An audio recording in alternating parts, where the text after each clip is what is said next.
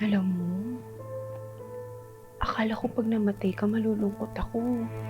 Kasi kahit papano, kahit ayaw ko, kinailangan kitang maging kapatid.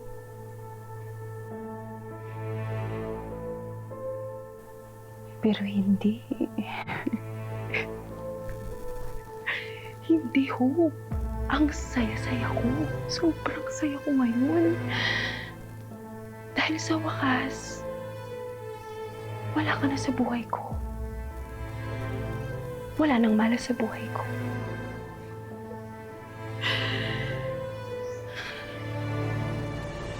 Okay, fine. Uuwi ako. Pero kakausapin ko si mami at magpapatulong para mahuli yung Lucas na yun.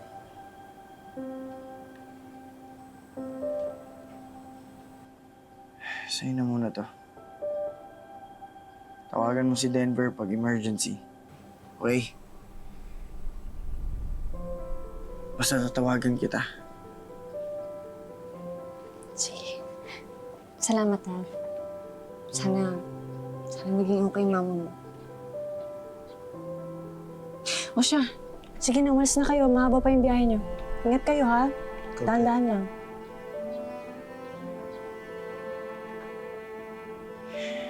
Ingat kayo, ha?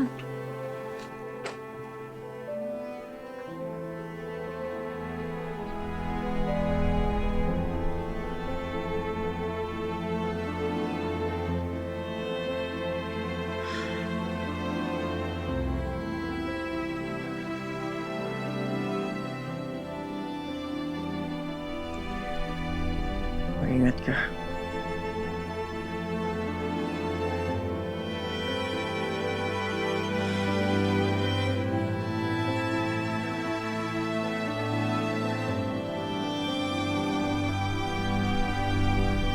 Naalala mo ba yung sinabi ko sa'yo noon? Sabi ko, makukuha ko lahat ng gusto ko.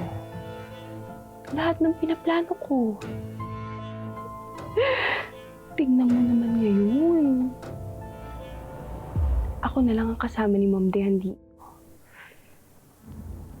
Kaya sigurado ko na makakalimutan ka na niya.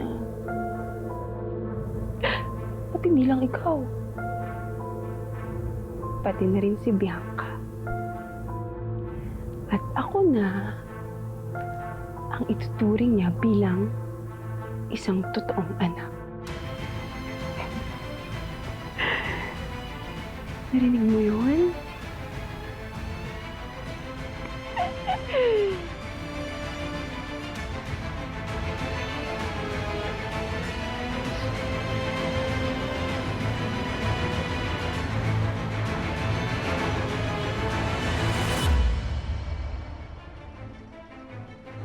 At iniwan nila si Hope. Oh, pag siniswerte ka nga naman, oh.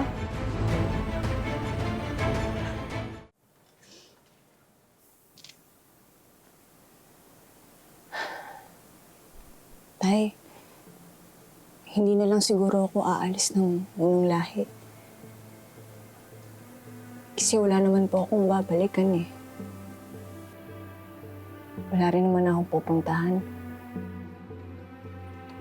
Para rin po madalaw ko kayo ng mas madalas. Lagi ko na lang po din lilinisin yung puntod niyo.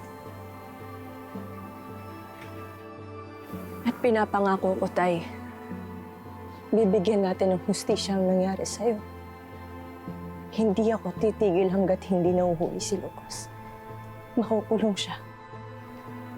Matatahimik rin ho kayo sa kabilang buhay.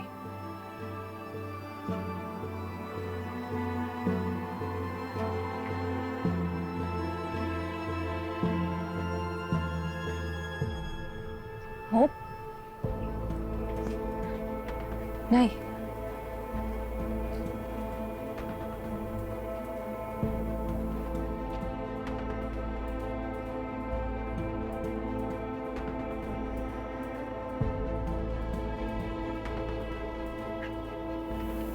Okay ka lang ba? Ha? Kamusta ka? Ayos lang po. Ano nangyari sa'yo? Nag-alala ako sa'yo. Akala ko kung paano ka na. Saan ka ba napunta?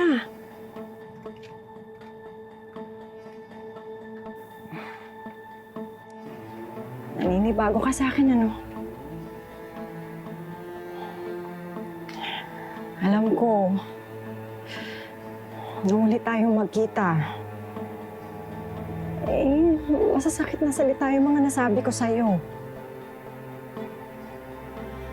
Tinabuhi kita,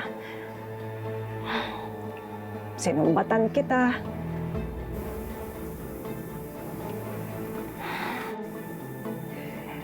nagdadalamhati ako noon sa pagkawala ng tatay mo. Wala akong mapaglabasan ng sama ng loob ko. Kaya ayun tuloy. Ikaw ang napagbuntunan ko.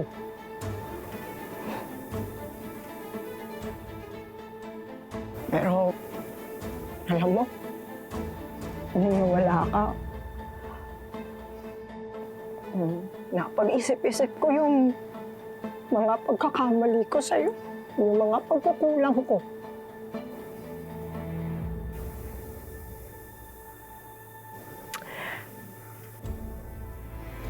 Mahal ka ni Jong. At mahal ko yung tatay mo. Alang-alang sa kanya, gusto ko sana mabuo tayo bilang isang pamilya ulit. Ha? Gusto kong makita ni Jong na hindi na sayang yung buhay niya na kahit paano. Nagbago din ako.